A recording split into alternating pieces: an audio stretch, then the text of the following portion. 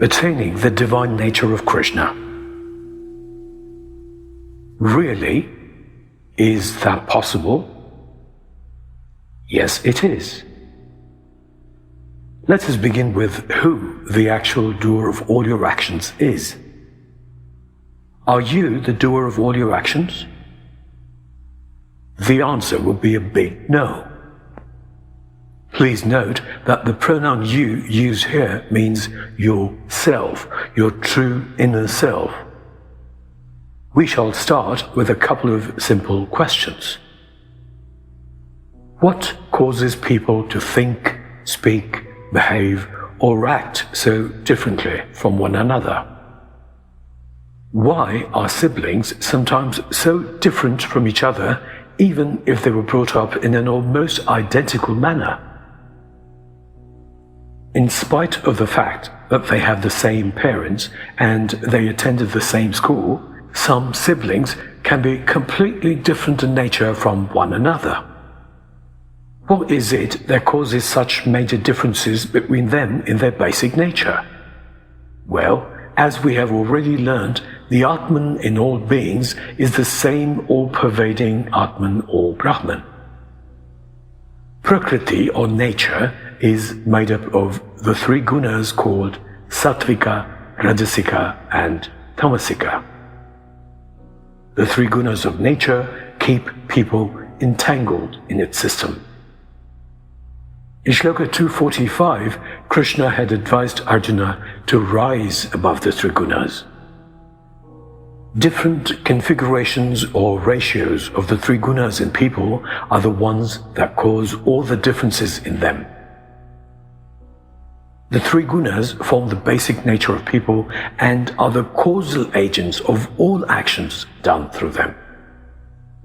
However, this is not a fatalistic concept which says that the nature of a person cannot be changed. You would have noticed that among people who watch films or plays, some get totally involved in them and even enter into a state of temporary delusion. This temporary delusion can also greatly disturb their mental stability and peace to the extent that some people start sobbing aloud or even hurling abuses at the characters they don't like. And all this happens although they're aware deep within that the characters and events in the film or play are not real. The same happens in life too. Wise people who are knowledgeable about Prakriti and its three gunas are always calm, composed and undisturbed, even in the gravest of situations. Remember videos 80 and 81 of 100 with Shlokas 437 and 38? Those shlokas teach that knowledge can completely change a person's way of thinking and reacting, their karmic pattern, and their entire life. The very knowledge of this truth is sufficient to enable a person to realize that if they constantly practiced and worked on their own mind, a favorable change in their general attitude is most certainly possible. Having this knowledge also helps people overcome feelings of guilt that they may be holding for something they have said or done in the past. The constant feeling of guilt for some past deed that cannot be changed can erode a person's self-confidence and self-esteem and lead them to self-deprecation and self-loathing. Please watch one of my videos titled Stop Carrying Guilt, Understand Gunas, Karma, Karma Yoga or Selfless Action and Doership, available on the Tavamitram YouTube channel. Please also watch my video titled The Self in You is Krishna, How to Attain the Divine Nature of Krishna, Rise Above the Gunas. If you think you said or did something inappropriate in the past, you need to comprehend that it was not yourself but your gunas that were the agents. This is simply because the self is a mute spectator and non-doer. It is absolutely all right to make mistakes, but what is essential is learning from them and improving oneself. It is called intellectual and spiritual evolution. Unfortunately, some organized religions and cults thrive on concepts such as original sin, guilt, and other destructive ideas which make their mass manipulation tactics powerful and hard to defeat.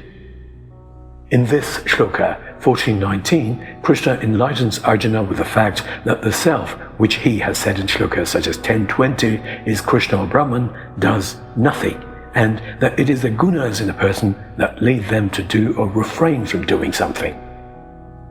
Above all, Krishna says that the one who knows this truth and realizes the Atman to be above the gunas can attain his divine nature. Madbhaavam sodhigacchati is what Krishna says. It means they attain my divine nature.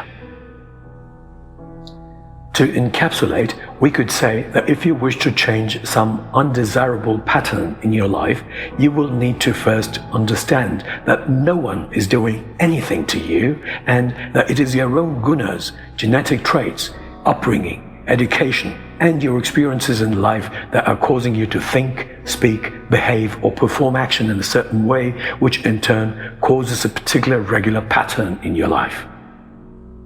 That is exactly why you feel that similar things happen to you or to others again and again. When you thoroughly internalize this Shloka 14:19, you will find it truly easy to replace unfavorable patterns in your life with the ones with which you can consciously and intelligently design your life. Analyze your gunas, work on them, and that will surely create a new style and pattern of your natural instincts and approach towards life, thereby altering your entire nature, overall personality, and your whole life for the better. I would call it a systematic self-improvement program.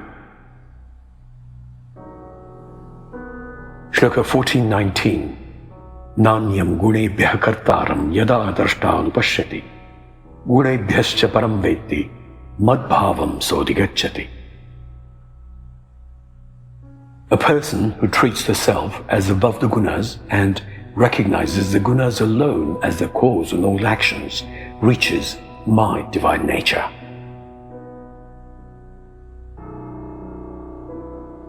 Naanyam guNebhyaha kartaaram yadaa drashtaanu-pashyati guNebhyash-cha param vaytti madbhaavam sodhigacchati.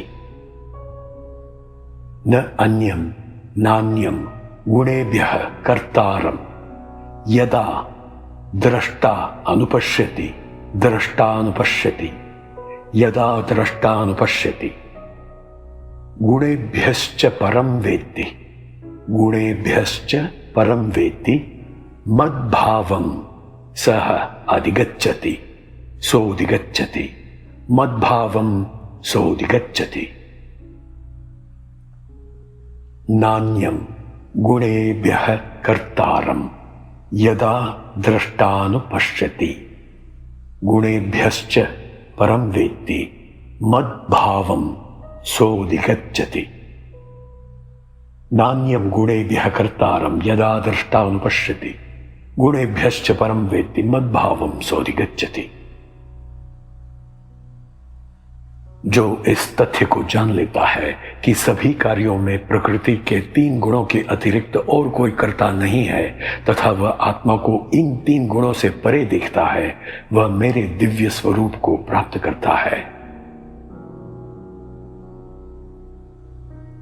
எல்லா செயல்களுக்கும் குணங்களை தவிர கர்த்தா எதுவும் இல்லை என்பதை புரிந்து கொண்டு ஆத்மாவை குணங்களுக்கு அப்பாற்பட்டது என காணும் ஒருவன் எனது தெய்வீக ஸ்வரூபத்தை அடைகிறான்.